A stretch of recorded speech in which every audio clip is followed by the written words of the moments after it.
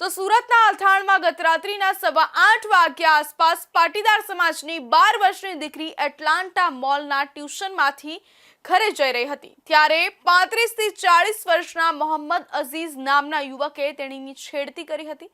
સગીરાએ ચીસાચીસ કરતા આસપાસના લોકો તાત્કાલિક દોડી આવ્યા હતા અને આરોપીને રંગે હાથ ઝડપી પાડ્યો હતો। રોષે ભરાયેલા લોકોએ પોલીસને બોલાવતા પહેલા જ આરોપીને બરાબરનો મેથી પાક ચખાડ્યો હતો।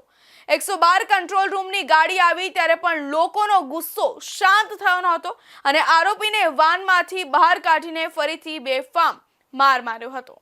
રાત્રિના સમયે 4000 થી વધુ લોકોએ અલથાણ પોલીસ સ્ટેશનને ઘેરી લેવા માહોલ તંગ બન્યો હતો। પોલીસે ભીડને કાબૂ કરવા લાઠીચાર્જ પણ કર્યો હતો। અલથાણ પોલીસના બળપ્રયોગમાં એસપીજીના સભ્યોને ઈજા પહોંચતા મજૂરા નિર્મલ હોસ્પિટલમાં એડમિટ છે। ત્યારે આરોપી મોહમ્મદ અઝીઝને લઈને પોલીસ રિકન્સ્ટ્રક્શન માટે સ્થળે પહોંચશે તે પહેલા જ પાટીદારો સમાજ સહિતના લોકો મોટી સંખ્યામાં એકઠા થઈ ગયા હતા। અહીં કેટલાક લોકોએ ભાજપ જિંદાબાદ અને પોલીસ જિંદાબાદના નારા લગાવતા પાટીદારો આગેવાનોમાં રોષ જોવા મળ્યો હતો। પાટીદારોએ જય સરદારના નારા સાથે ચોખ્ખા શબ્દોમાં કહી દીધું કે અહીં કોઈ ભાજપના લોકો નથી, તમામ પાટીદારો છે, અહીં પક્ષ લઈને આવવો નહીં। જ્યારે મહિલાઓએ પણ બંગડી બતાવીને ભાજપ હાય હાય, ગુજરાત પોલીસ હાય હાયના નારા લગાવ્યા હતા। પાટીદાર સમાજની દીકરી સાથે છેડતી કરનાર આરોપી શેખ મોહમ્મદ અઝીઝ ઇમ્તિયાઝને લઈને પોલીસ રિકન્સ્ટ્રક્શન માટે અલથાણ વિસ્તારમાં આવેલા એટલાન્ટા મોલ પાસે પહોંચી ત્યારે વાતાવરણ અત્યંત તંગ બની ગયું હતું। પોલીસ આરોપીને ઘટના સ્થળથી લગભગ અડધો કિલોમીટર દૂર ઉતારીને લાવી રહી હતી ત્યારે જ મોટી સંખ્યામાં પાટીદાર સમાજના લોકો ત્યાં એકત્ર થઈ ગયા હતા।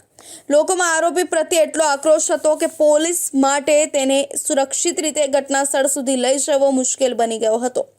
ભારે જહેમત અને કન્સ્ટ્રક્શન સાઇટના રસ્તેથી પોલીસ જેમ તેમ કરીને આરોપીને નિર્ધારિત સ્થળે પહોંચાડી શકી હતી।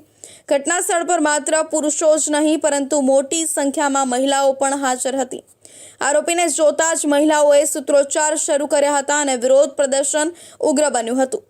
ગુસ્સે ભરાયેલા લોકોએ આરોપી પર ચપ્પલ અને પથ્થરો ફેંકવાનું શરૂ કરી દીધું હતું। ભીડ બેકાબુ બનતા પોલીસે તાત્કાલિક કાર્યવાહી કરી આરોપીને બચાવવા માટે સુરક્ષા કવચ બનાવ્યું હતું અને ગણતરીની મિનિટોમાં જ તેને પોલીસ વાનમાં બેસાડી ત્યાંથી રવાના કરી દીધો હતો। સ્થિતિ ત્યારે વધુ વણસી જ્યારે ઉશ્કેરાયેલા ટોળાએ પોલીસ પર પણ પથ્થરમારો શરૂ કર્યો। સતત ચપ્પલ અને પથ્થરો ફેંકાતા હોવાને કારણે પોલીસ જવાનો માટે પરિસ્થિતિને કાબૂમાં લેવી પડકારજનક બની હતી। ભીડને વિખેરવા અને કાયદો વ્યવસ્થા જાળવી રાખવા માટે આખરે પોલીસે હળવો બળ પ્રયોગ કરવાની પણ નોબત આવી હતી। સમગ્ર વિસ્તારમાં પોલીસ છાવણી જેવો માહોલ સર્જાયો હતો અને લોકોના રોષ સામે પોલીસ પ્રશાસન લાચાર જણાતું હતું। આ હોબાળા દરમિયાન ડીસીપી નિધિ ઠાકોરની ગાડીને પણ રોષે ભરાયેલી મહિલાઓએ રોકી લીધી હતી જેના કારણે પોલીસ કાફલાને અન્ય વૈકલ્પિક રસ્તેથી નીકળવાની ફરજ પડી હતી। લોકોનો ગુસ્સો એટલો સીમા વટાવી ગયો હતો કે મહિલાઓ અને પુરુષો દ્વારા પોલીસની ગાડીઓ પર લાતો મારવામાં આવી હતી અને વાહનોને નુકસાન પહોંચાડવાનો પ્રયાસ કરાયો હતો। દીકરીની છેડતીના મામલે સમાજમાં વ્યાપેલો આક્રોશ આ મર્યાદા બહારના વિરોધ પ્રદર્શનમાં સ્પષ્ટપણે જોવા મળ્યો હતો। અલથાણ વિસ્તારમાં ગત રાત્રે એક 12 વર્ષીય કિશોરીની છેડતી કરવાના ગુનામાં આરોપીને પકડીને પબ્લિકે મેથીપાક ચખાડ્યો હતો ને ત્યારે પોલીસ સ્ટેશનના લોકોએ ઘેરાવો પણ કર્યો હતો। ત્યારે આજે પોલીસ દ્વારા સુરત પોલીસ દ્વારા આરોપીની ધરપકડ કરીને તેને અહીં ઘટના સ્થળે લાવીને ઘટનાનું રિકન્સ્ટ્રક્શન કરવામાં આવ્યું હતું।